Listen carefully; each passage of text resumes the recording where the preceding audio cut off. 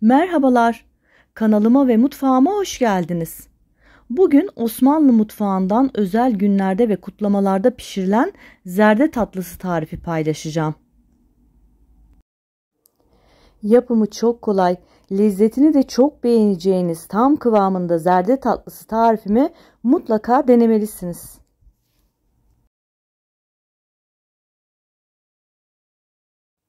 Zerde tatlısı için öncelikle 1 çay bardağı pirinci yıkayarak tencerenin içerisine alalım.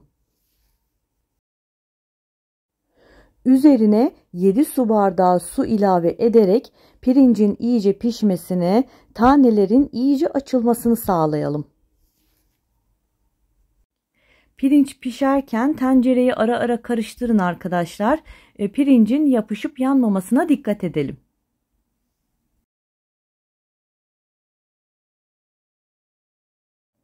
Pirinç iyice piştikten sonra içerisine 1,5 su bardağı şeker ilave edelim.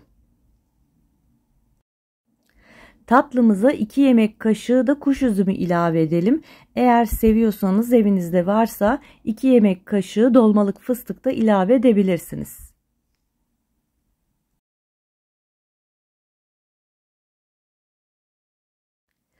Zerde tatlısının kıvamı için 3 yemek kaşığı nişastaya biraz su ilave ederek karıştırıp açalım arkadaşlar.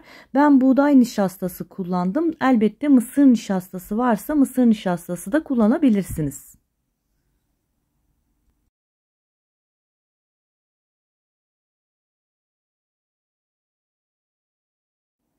Nişastayı tatlımıza ilave edelim. Hemen karıştıralım, topaklanmasın. Bu arada tatlının şeker miktarına bir bakın arkadaşlar. Benim için 1,5 su bardağı yeterli. Tabi azsa biraz daha ilave edebilirsiniz.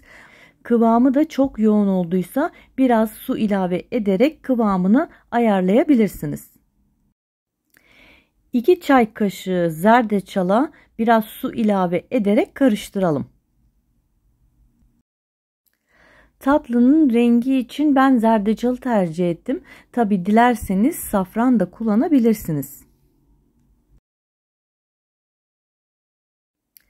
Zerdeçalı da tatlımıza ilave ederek karıştıralım. Zerde tatlımızın rengi çok güzel oldu arkadaşlar. Kıvamı da oldukça iyi. 5 dakika daha kaynattıktan sonra biraz soğutup yavaş yavaş kaselere doldurmaya başlayabiliriz.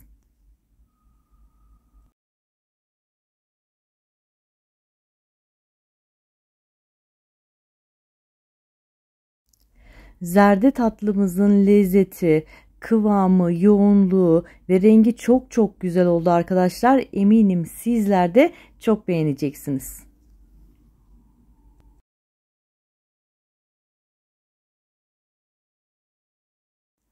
Zerde tatlısını süslemek için ben Antep fıstığı ve kuş üzümü kullandım. Tabi dilediğiniz şekilde süsleyebilirsiniz.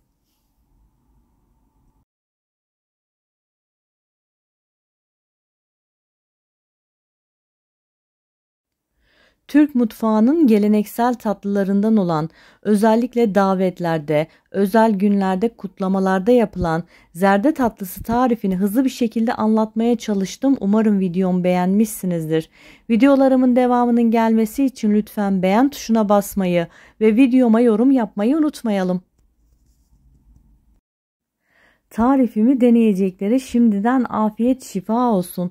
Bir sonraki videoda görüşmek üzere. Kanalıma abone olmayı unutmayın. Hoşça kalın.